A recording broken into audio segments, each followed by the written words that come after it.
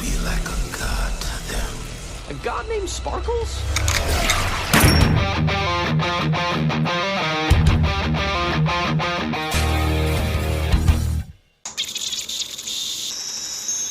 Hello friends, my name is Stevie Cade and welcome to Film Trigger. If you've been watching my channel, then you know we are in the middle of a Spider-Man review series. If you haven't been watching my channel, then, well then, please head down and hit that like, thumbs up, subscribe, and little bell ding thing so you get notified every time I upload a new video. YouTube made me say this.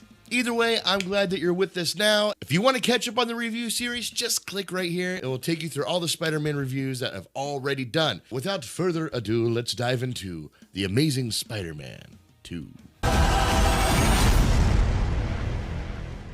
Okay, so as we know so far, The Amazing Spider-Man, the original The Amazing Spider-Man, is thus far my favorite Spider-Man movie.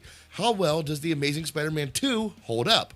Well, we almost didn't find out. I went ahead and moved on to the Spider-Man Homecoming and watched that and wrote a review for that before I realized I completely skipped over this fucking movie. Which should be a precursor to how this review is going to go, because all signs point to the fact that I will love this movie, but with that said, let's immediately dive into what I do like about this film. The casting! Again! So yes, the cast is there to pave the way for a great movie. Good acting, great storytelling, right? Right? Great storytelling? We'll talk about the storytelling a little bit later so you know what that means. But Aunt May made it on my what I like list because, you know, I really just enjoy her parallel that she's going through with Peter Parker, as Aunt May has now become a nurse. She doesn't want to worry Peter, so she doesn't tell him she's becoming a nurse. So she's kind of living a duality lifestyle, huh? Waitress by day, playing superhero nurse by night. Sound familiar? Why am I still doing this with my hand? I don't know. Well, I think that duality lifestyle could have really played better into the movie with its storytelling, but again, we'll dive into that a little later. But the overall concept of Aunt May and Peter Parker's storylines really coexisting, I think is a wonderful aspect. It gives Aunt May validity. Plus, it's Sally Field. Give Sally Field shit to do in a movie, right? Because she's a, amazing actress. Emma Stone as Gwen. I thought I gave Emma Stone a shout out, which I did a little bit, but once I rewatched my review for the last movie, I realized I didn't give Emma Stone enough credit for her portrayal as Gwen Stacy, or the character Gwen Stacy as much as I should have. This character and Emma Stone playing this character are just spectacular. Gwen Stacy is her own woman. She doesn't need any man to tell her what to do. The shoes on her feet, she bottom type of chick, and Emma Stone plays that character with the boldness, confidence that she needs to. And tagging along with her in this movie is her dad. That's right, Ghost Dad. Captain Stacy gets the Ghost Dad treatment, but done in a classy way. He keeps looming over Peter's consciousness. He made Peter Parker make that promise at the end of the last movie, and that still haunts them because, well, he's not keeping the promise. He has failed to keep that promise so far. And the foreshadowing that this leads up to is just, it's very just well done. I'm glad they brought Dennis Leary back for this role in this way. J. Jonah Jameson only making an appearance as like a text or an email or whatever they do in this movie. But why is that on my what I like list? Well, I'll tell you. Because this leaves it open for J.K. Simmons to play J. Jonah Jameson in Amazing Spider-Man 3 if/when they ever make that movie, thus making J.K. Simmons across the board, all multiverses, the only live action J. Jonah Jameson. Turn it into a hashtag, share this video, do whatever you gotta do. J.K. Simmons needs to play that character in The Amazing Spider-Man 3. Make it freaking happen. That's why it's on my what I like, because I like that, and it's what I want. It's what I like. Okay. The entire third act. Well, 95% of the third act is freaking beautiful. It actually looks a lot like the original movie, tone-wise. It's very big, very explosive, a lot of high stakes, a lot of energy. It just works.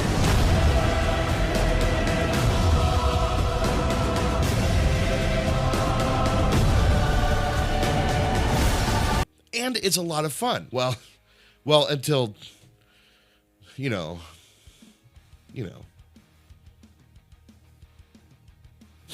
God, that heart-wrenching ending to this movie is, it's just that. It plays out so well, so majestically.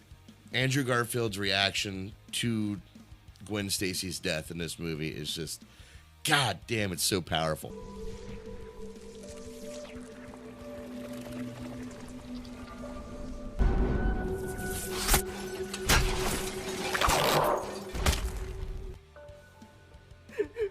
No, please.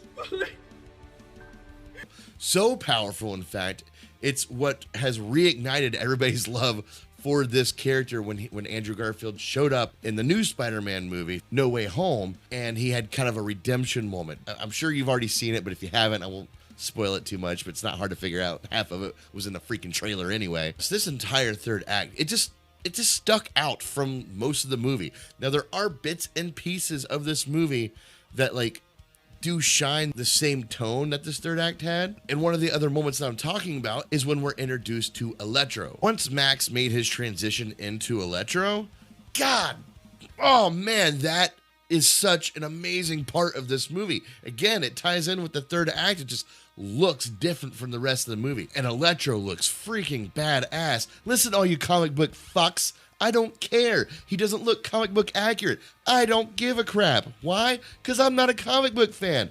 Give me this Electro where he's got this blue glow to him. He's in the black hoodie. Nothing looks more badass than that. And they did kind of ruin that at the end of the movie when they gave him another suit, which was ugly and dumb and completely unexplained. I hate it when they don't explain suit changes. But this scene when we're introduced to Electro is freaking badass. We understand him in this moment. We know why he's scared. We know why he's confused. We feel bad for him. I don't know what's going on with me. I just wanted everyone to see me. We also understand why he looks scary as hell to everybody else, because what he's doing, well, it's scarier than hell. It's a great representation of this character and how his storyline pans out for the rest of the movie. And to back up this badassness is the score. The score of Electro is freaking just on point. Once again, perfect representation of this character. It's intimidating, it's powerful, it demands presence.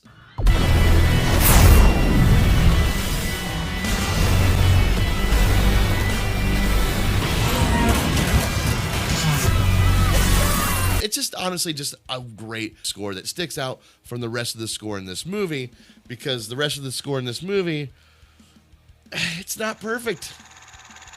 The score is on what I'm on the fence about, and that kind of sucks, because Hans Zimmer, a guy that I highly respect as a composer, and Junkie XL, these two are a freaking powerhouse, but the score doesn't really stand out to me, and that's because Hans Zimmer came in and changed it. He changed the score, specifically the Spider-Man theme. And the Spider-Man theme, if you remember my last review, was my favorite theme for Spider-Man. It fit this Spider-Man perfectly in my eyes, and now that they've changed it, I'm a little bitter about it. And maybe that's why I don't like it. Maybe I'm just so biased to the first one that this one doesn't stand out. Is it a bad score? No, it's not bad. It does its job, but it just seems like a copy and paste superhero score. Now, maybe if this was like the score in the first movie, and that's what I was introduced to this Spider-Man with, then maybe I'd be thinking a little bit differently. But why change the theme song for this character unless there is a reason to it? And honestly, listening to it sounds like the Back to the Future score. It really does. So for those reasons, it just doesn't work for me. Now, as much as I loved the Electro character and his introduction, before he became Electro, he was Max. And this is a little weird to me. Like, again, what I've come to expect from this Amazing Spider-Man series, because of what I just watched in the first movie, I expect a darker, grittier, more grounded tone. But this character is so fucking cartoony, it drives me up the wall. He reminds me of Jim Carrey's Edward Nygma in Batman Forever, which works for Batman Forever, not this movie. It's a little too cheesy, cartoony, and campy for me. Harry and Norman Osborn. Love the actors playing these characters. Love the concept that they have with these characters. I just don't like how much time they give us with these characters, which is not very much. One movie. For everything that we're getting, this should have been a solo movie for them or a solo movie for Electro. And honestly, it should have been a solo movie for Electro because we've already seen that Green Goblin story. But I love the concept. I love the Green Goblin disease concept. They try to do something different. I respect that. But I feel like this conceptually was maybe supposed to start in this movie and then continue on slowly into the next movie while we focus on Electro in this movie.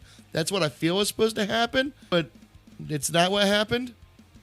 And I'm kind of looking at you, Sony, trying to rush into a Sony multi-movie Spider-Man universe. How'd that work out? But yes, the Goblin disease, it makes sense. It's Oscorp. It's responsible for Spider-Man. It's responsible for Electro. It ties in with Peter Parker's parents. I get it, but it's just way too rushed in this film. The Spidey suit. Okay, this suit almost made it on what I didn't like because I was being petty. I really was. I loved the suit from the first movie. I was so upset when this one came in. If you watch my channel, you know that I hate when they change suits and do not explain suit changes. Just tell me. Give me a good reason why he's not wearing the old suit. Or give the old suit a nod. Yeah, give it a nod. Like, show him wearing it for the first part of the movie, and then he upgrades to the new suit. I can accept these things. I'm easy to please. It's not hard to do. Just give me a quick explanation. I don't want to fill in the blanks myself. I'm paying you. I give you money to fill in the blanks for me. Fucking movie people. The city being divided about Spider-Man is not earned at all in this movie. It's just all done in exposition, people calling into a radio station or however they did it. That's the only way we're let into the fact that the city is divided about Spider-Man until Spider-Man saves them, and then all of a sudden they're not divided about him. What the fuck's he been doing from the last movie to this movie? Not saving people? No, he's been saving people. It's a very lazy way to showcase the city is divided about Spider-Man when they're not. It holds no merit, and we only know it because you told us directly. You didn't weave it into the story or show us something that he did to make people second guess him. The city's just divided because plot. Peter Parker's parents storyline. That's hard to say 3 times fast. Peter Parker's parents, Peter Parker's parents, Peter Parker's parents. Yeah, I did it. I'm glad we continued it. It was one of the many aspects I liked about the first movie, but then it gets weird. I understand him following his dad and him learning that his blood, reason why he's the only one that could turn into Spider-Man. Apparently Miles Morales doesn't exist in this universe. All those key points make perfect sense with this storyline of his dad being the one that worked on the genetically modified spiders. What the fuck is the underground trolley about? That doesn't even fit in this movie. He finds these freaking tokens, happen to find the one in New York City that these tokens go to, lifts up a trolley that comes out from under the railroad tracks. He gets in, and the only thing he finds is a laptop that has his dad just saying, "Hey, that blood of yours? Yeah, it's my blood too, and that's why the whole Spider-Man thing works." You like the train? It's pretty nice. Spent a lot of money on it.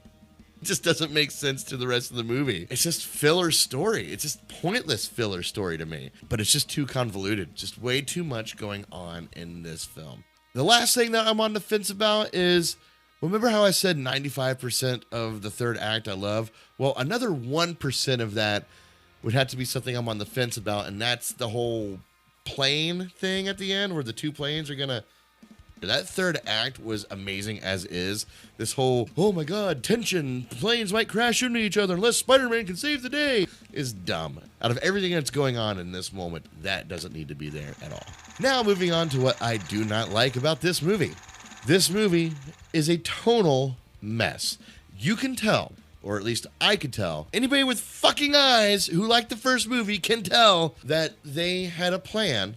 Marc Webb and all the writers and all the people had a plan for this movie, and then studio came in and said, "Hey, we want to make a Sinister Six, so can you add in this character, and this character, and this storyline, put this in there, and that, yeah, you want the trolley in there? Yeah, put this, whatever about the trolley in there too, thanks." This movie, to the studio, was a bridge to lead to the Sinister Six. Imagine if we spent the entire movie focused on Electro. Imagine that first Electro introduction, but throughout the whole movie. That would have been miraculous. And we could have made the Osborn storyline a little bit more of a slow burn so we can feel compassion, despair, or hatred for Harry Osborn. He just seems like an annoying little cunt through this movie. We don't know him well enough to know him as anything else.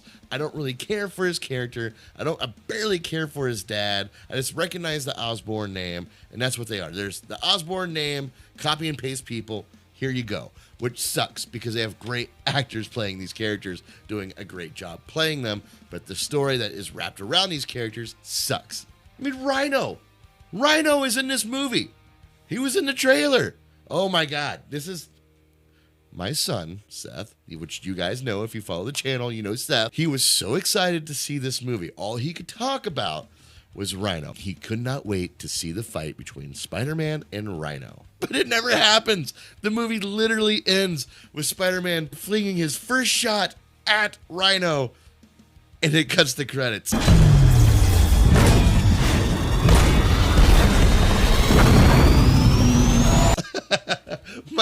Seth was devastated. Poor kid. I tried to get him to write a rant about this for this review.